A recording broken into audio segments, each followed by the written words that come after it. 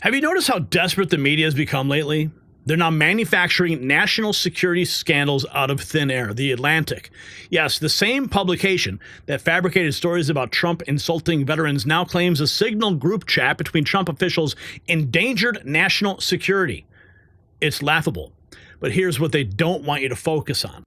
The operation those officials were planning was a resounding success. America took decisive action against terrorists who've been firing on our ships for months under Biden with complete impunity. While Democrats and their media allies hyperventilate over text messages, they completely forget the 13 American service members who died during Biden's catastrophic Afghanistan withdrawal. The hypocrisy is stunning, and even more stunning is the fact that the Atlantic published the classified material. Now, isn't that against the law?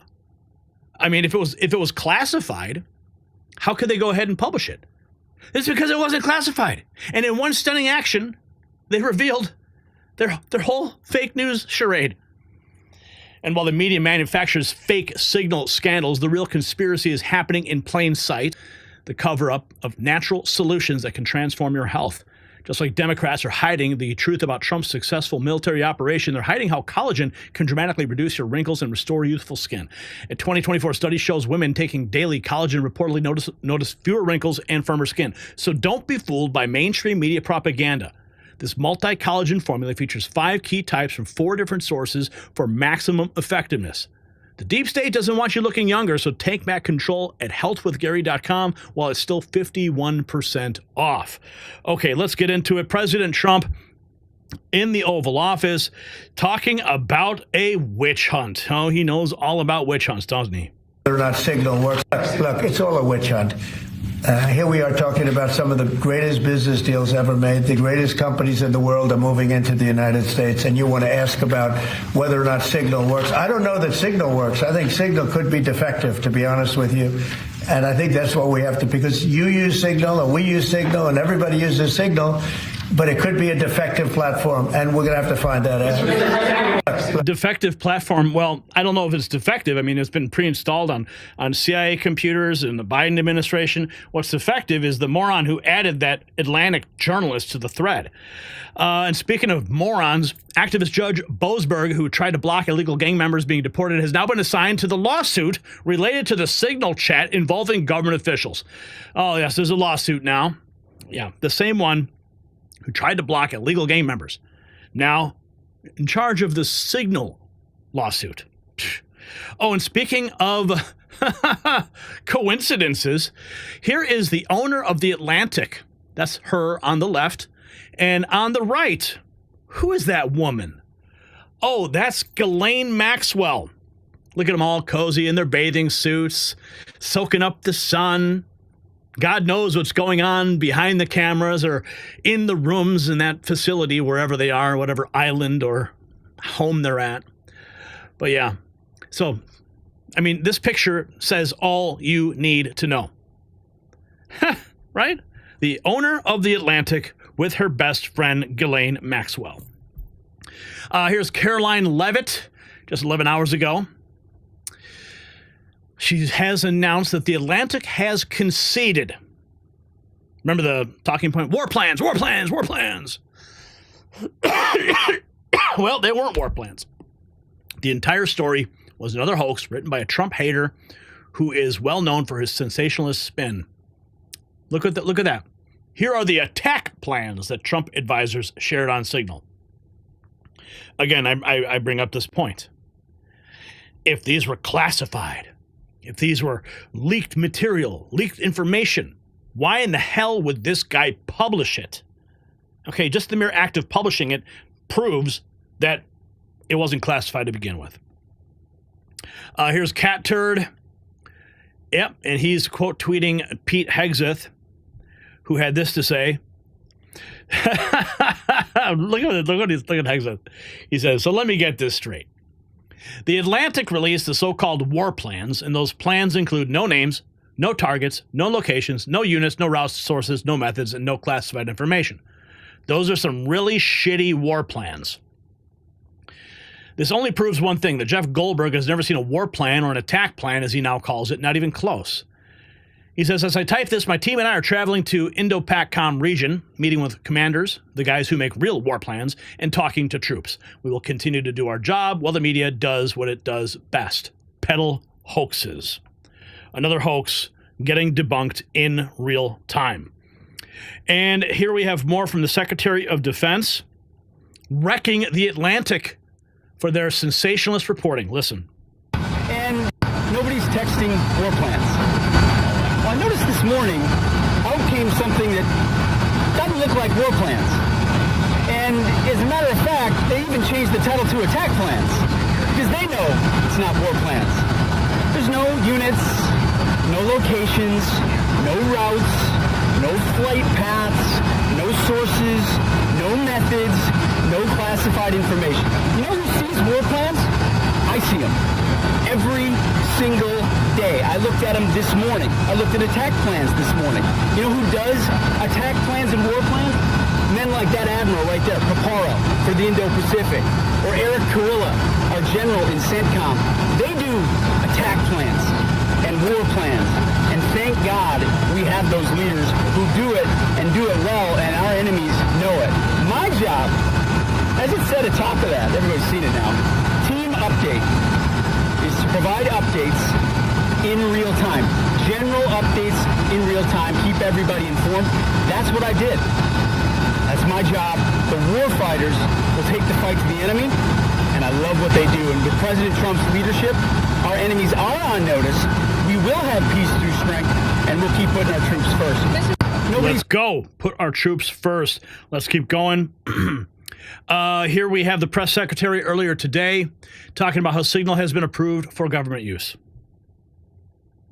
Way of, again, first of all, Signal has been an approved app for government use. It's an encrypted app, and as I said, it's the most safe and efficient way of communicating, especially when people can't be in a skiff or inside a room physically together. I think, as the president said yesterday, he wishes that everybody could be in the room, and it's our goal to ensure that everybody can be. But again, no classified information was discussed in this chat, and any time classified information is discussed amongst high-level officials across this administration, secure lines of communication are used. And again, first of all, Signal has been an approved app for government use. It's an encrypted app, and as I said, it is an approved app. End of story. Here's President Trump shutting down CNN's Caitlin Collins. Oh, yeah. Watch this. It's quick. It's very quick, but you got to listen carefully. You said that your national security advisor learned a lesson after a reporter. Excuse me, I didn't pick you. Go ahead, please. Mr. President, you said that your I didn't pick you. Go ahead. You said that your national security advisor learned a lesson after a reporter. Excuse me, I didn't pick you. Go ahead, please. Mr. President. Excuse me, I didn't pick you. Unbelievable. That's the president just shutting down the fake news right there. Here's more from the press secretary. Democrats, we are not going to be lectured about national security and American troops by Democrats and the mainstream media who turned the other cheek when the Biden administration, because of their incompetence, left 13 service members dead in Afghanistan, and not a single person in the previous administration was held accountable for that botched withdrawal. Joe Biden said, in fact, it was a great operation. That is despicable. It's unacceptable to this president and this Secretary of Defense. The National Security Advisor has taken responsibility for this inadvertent number being added to the messaging thread. But above all, we take the lives of our troops, safety, security, prosperity around the globe with the utmost seriousness. And regardless of what they say from the White House, they're still calling for Pete Hegseth's resignation. Here we have more from the fake news going after the press secretary, and she handles it like a star, like she does. Americans can make the decision for themselves, but whether it's the you said it's not war plans. Would you characterize these as military plans, military operation plans? I would characterize this messaging thread as a policy discussion, a sensitive policy discussion, surely, amongst high-level cabinet officials and senior staff. And I'm so glad, Peter, that you said the American public can decide for themselves, because I think the American public should decide for themselves based on the outcome of this operation. And what happened in this operation? Terrorists that were allowed to run wild by the Biden administration were killed because of the direction and the determination of this president president and his team. And this message also shows, this messaging thread also proved that President Trump has an incredibly dynamic team who is working incredibly hard, flying all over the world to secure world peace and to fix up the foreign policy crises that the previous administration left for this team to inherit. So to be clear, Americans the decision for themselves. Let's keep going. Here we have more talking about Trump's the real story here. Against Houthi. The real story here is the overwhelming success of President Trump's decisive military action against Houthi terrorists. On March 15th, President Trump ordered a series of military operations against the terrorist Houthis to defend U.S. shipping assets in the Red Sea, restore freedom of navigation for international shipping, and defend the United States from enemy threats.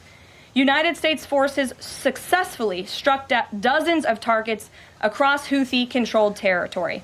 And as a result of these actions, several Houthi leaders were killed, including the Houthi drone chief, his deputy, and several of their drone experts and other key leaders. We also destroyed command and controlled facilities, weapons manufacturing facilities, and advanced weapons storage locations. And it's important to remember why this powerful action took place in the first place. Because of Joe Biden's incompetence and pathetic weakness on the world stage for years, the Houthi terrorists grew emboldened. Immediately after taking office in 2021, Joe Biden removed the Iran-backed Houthis from the foreign terrorist organization and specifically designated global terrorist list. Did anybody in this room ask the Biden administration at the time why they made such a stupid mistake?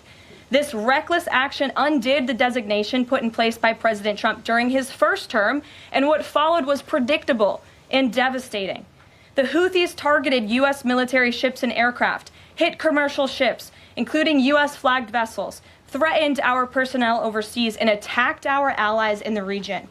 This resulted in more than a year of U.S.-flagged commercial ships being prevented from safely sailing through the Suez Canal, the Red Sea, and the Gulf of Aden. This had a massive negative impact on global trade of the economic security of the United States. Joe Biden was the commander-in-chief, and he sat on his hands while the United States of America was bullied and embarrassed by terrorists. President Trump and his team are putting a stop to these threats and restoring American strength around the world. The Trump peace through strength approach means no terrorist force will stop American commercial and naval vessels from freely sailing the waterways of the world. The real story. Yeah, that is the real story.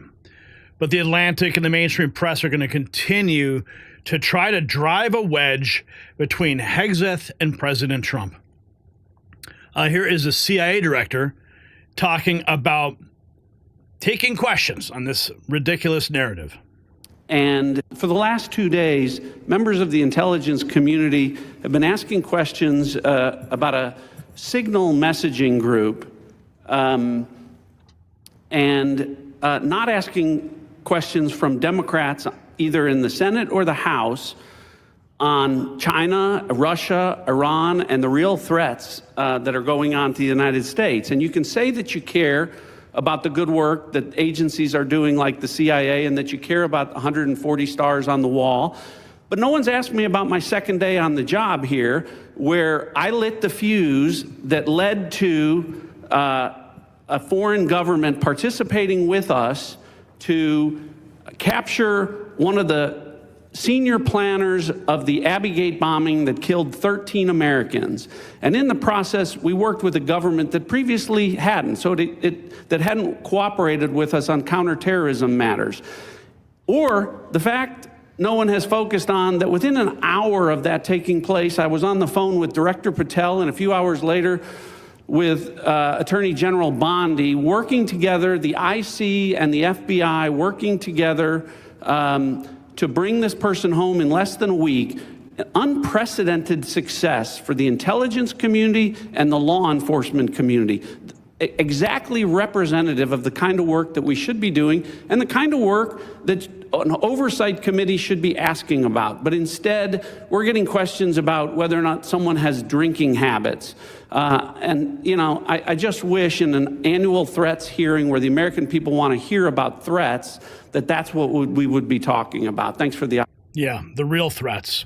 The real threats are coming from the left-wing media drawing these ridiculous narratives. And speaking of ridiculous narratives, Representative Jimmy Gomez implies that the Secretary of Defense was drunk.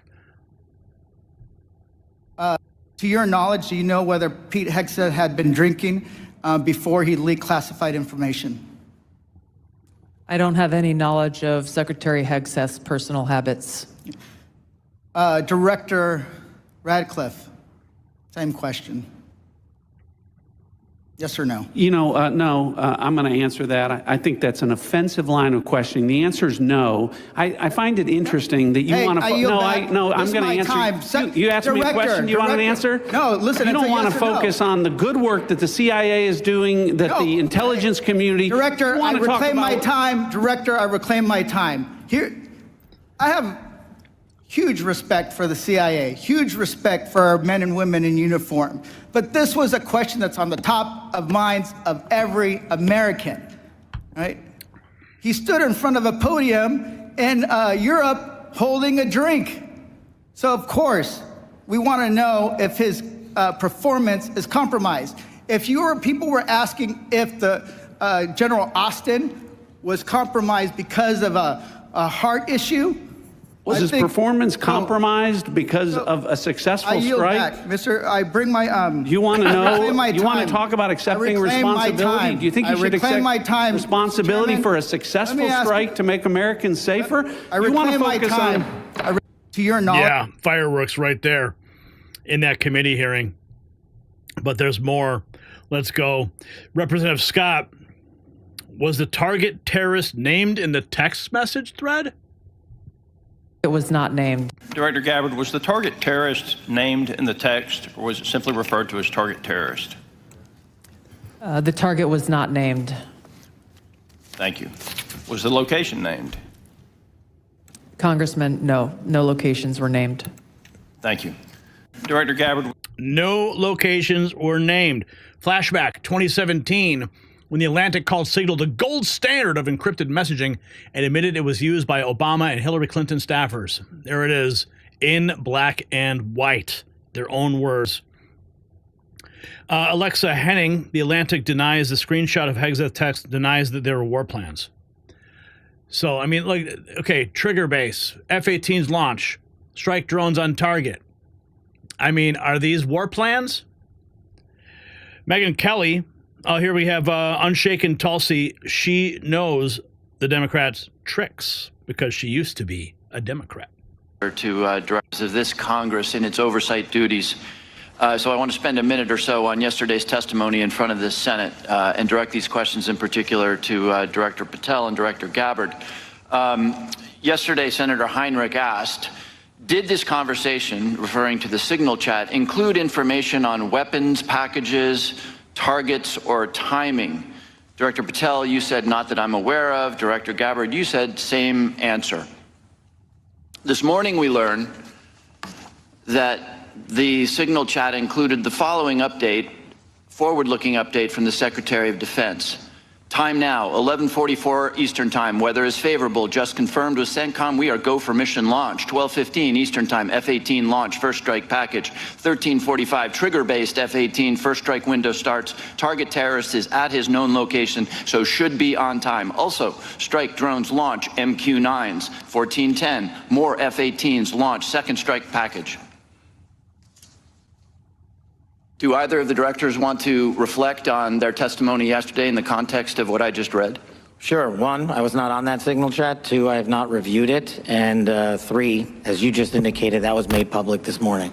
But Director, you didn't, prior to yesterday's Senate, you were on the Signal chat, correct? No. Okay, but did you review the material on the Signal chat? No, I wasn't on it. Director Gabbard? Yes, Ranking Member. My answer yesterday was based on my recollection or the lack thereof on the details that were posted there. I was not, and what was shared today reflects the fact that I was not directly involved with that part of the Signal chat and replied at the end reflecting the effects, the very brief effects that the National Security Advisor had shared. So it's your testimony that less than 2 weeks ago, you were on a Signal chat that had all of this information about F-18s and MQ-9 Reapers and targets on strike, and you in that 2-week period simply forgot that that was there. That's your testimony? My testimony is I did not recall the exact details of what was included there. That was not your testimony. Your testimony was that you were not aware of anything related to weapons packages, targets, and timing.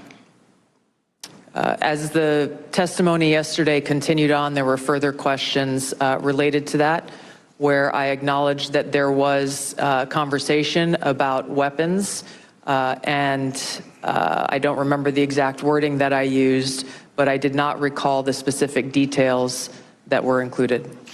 Director Gabbard, you've reasserted that there was no classified information. I think we can all agree that that information shouldn't have been out there. But let me ask you this. Are you familiar with the ODNI's classification guidance? I'm familiar with it. I've actually got a copy right here. If I read you a part of that guidance, I wonder if you could tell me what the level of classification indicated is. I'm reading from your classification guidance. And the criteria is information providing indication or advance warning that the U.S. or its allies are preparing an attack. Do you recall what your own guidance would suggest that be classified? I don't have the specifics in front of me, but it would point to what was shared would fall under the DoD's classification system and the Secretary of Defense's authority. So let me help you, because there's a very clear answer. And what is not. You don't, I guess you don't have it, but information providing, this is the ODNI guidance, information providing indication or advance warning that the U.S. or its allies are preparing an attack should be classified as top secret. Do you disagree with that? I don't disagree with that. I just point out that the DoD classification guidance is separate from the ODNI's classification guidance. Do you think it would be materially different? Ultimately, the Secretary of Defense holds the authority to classify or declassify. Do you think it's likely that DoD guidance is materially different from what I just read? I haven't reviewed the DoD guidance, so I can't comment.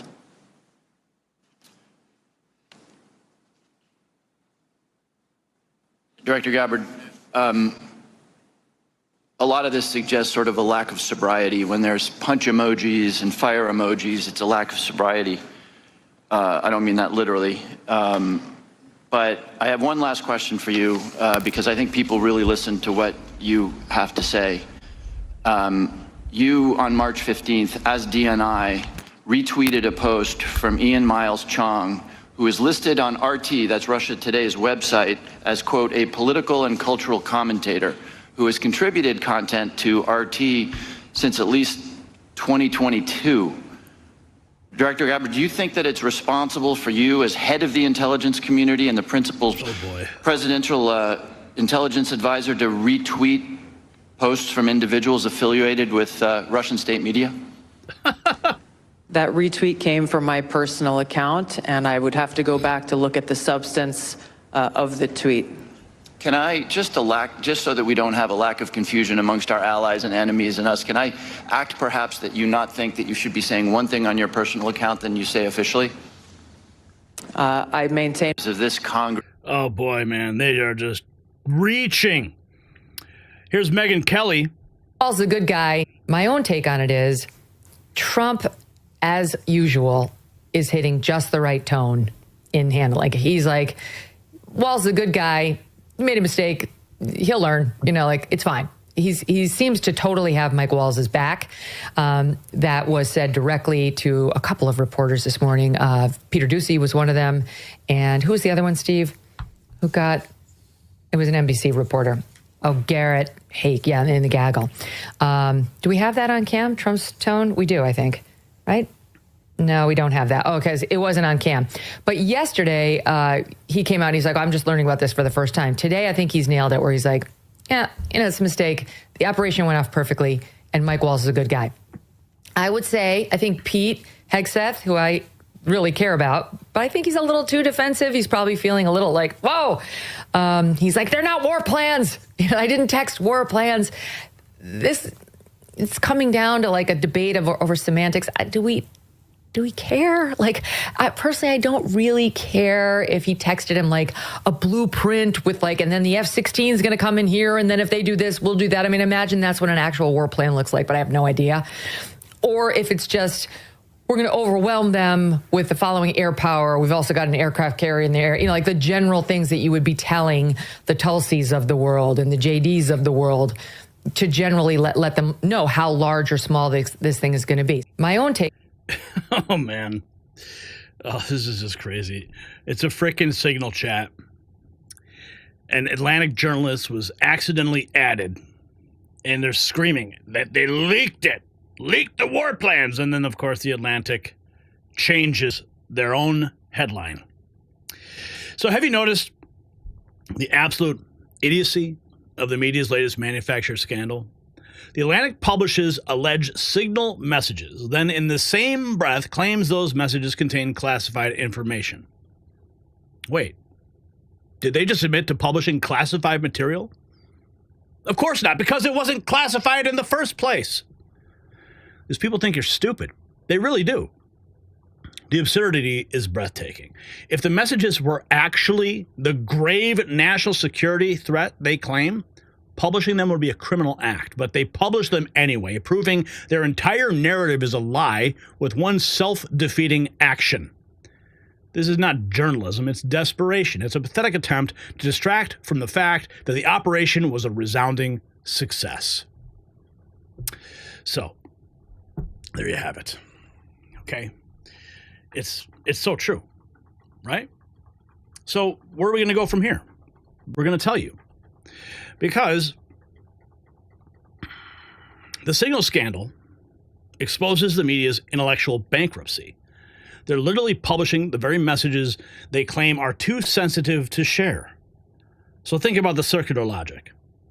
The messages endanger national security. So let's publish them for millions to read. It's beyond parody. Every official has testified under oath that no classified information was shared. DNI Gabbard confirmed no targets or locations were discussed. Yet Democrats still call for resignations based on fabrication and innuendo. So the question is simple. If these messages were truly the catastrophic security breach they claim, why would the Atlantic publish them? Well, the answer is obvious. They know it is all fake outrage, and their own actions prove it.